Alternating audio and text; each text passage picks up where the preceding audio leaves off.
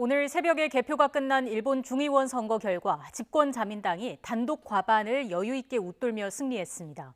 집권 9년 동안 숱한 문제가 불거졌지만 대안이 없다고 생각한 유권자들이 다시 한번 자민당 손을 들어준 셈이 됐습니다. 이번 선거가 남긴 것은 무엇인지 일본 연결해서 자세히 알아보겠습니다. 이경아 특파원. 네, 도쿄입니다. 네, 접전 지역이 많아서 자민당 단독 과반이 불투명하다 이런 예상도 나왔는데 뚜껑을 열어보니까 다른 결과가 나왔죠. 네, 그렇습니다. 오늘 아침 일본 주요 신문 머릿 기사는 일제히 자민당이 단독 과반을 확보했다는 제목으로 돼 있습니다. 신문 제작을 위한 기사 마감 시간, 그러니까 어제 자정 무렵까지가 이런 상황이었는데요.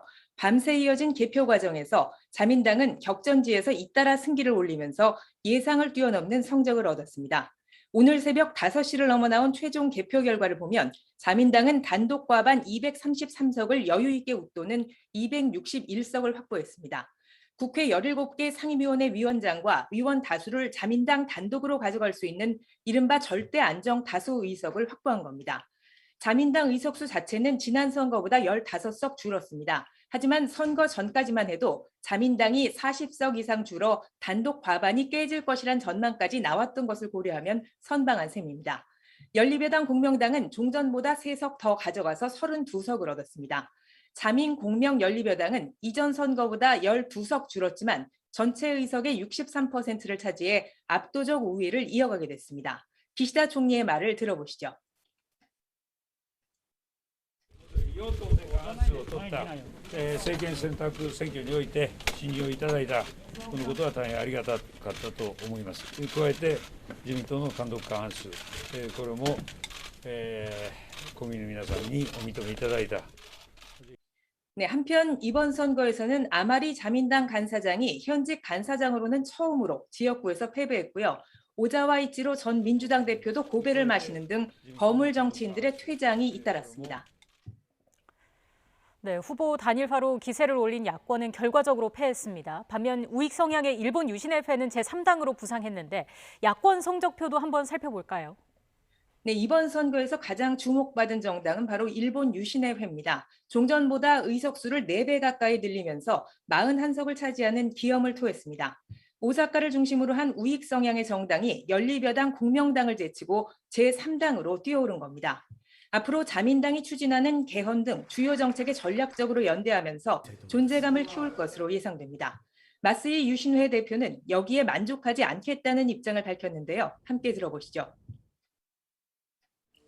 いやこれ政権選択選挙なんで自公で過半数なんで我々は負けてるわけでしょ、少し数を増やしていただいたとそういう認識を持ってます。 네, 한편 70%를 넘는 지역구에서 야권 후보 단일화를 이뤘지만 효과는 미풍에 그쳤습니다.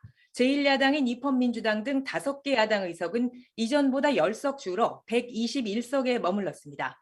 야당이 대한 세력으로 국민 지지를 얻지 못하는 것은 동일본 대지진 당시의 기억이 남아있기 때문으로 보입니다. 당시 민주당 정권은 사상 초유의 사태 앞에 무능한 대응으로 일관해 결국 다음 선거에서 자민당에게 정권을 내주고 말았습니다.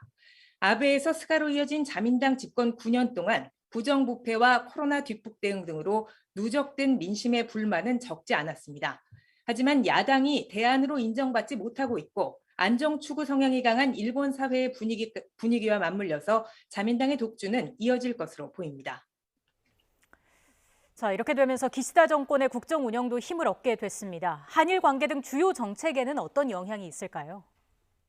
네, 기시다 총리는 자신이 이끈 첫 전국 선거에서 합격점을 얻으면서 리더십에 대한 불안을 덜게 됐습니다. 선거 전 여론조사 결과와 달리 자민당 우위가 이어지면서 주요 정책 기조도 유지될 것으로 보입니다. 한일 관계에 있어서도 의도적인 무시 전략으로 일관하고 있는 기시다 정권이 입장을 바꿀 가능성은 현재는 적어 보입니다. 내년 3월 한국 대선 이후 새 정권과의 관계 설정을 어떻게 할지를 지켜봐야 할 것 같습니다. 기시다 총리는 방위력 강화와 적기지 공격 능력 보유 등의 적극적인 입장을 밝히고 있습니다. 중국과 북한의 위협을 명분으로 하고 있는데요.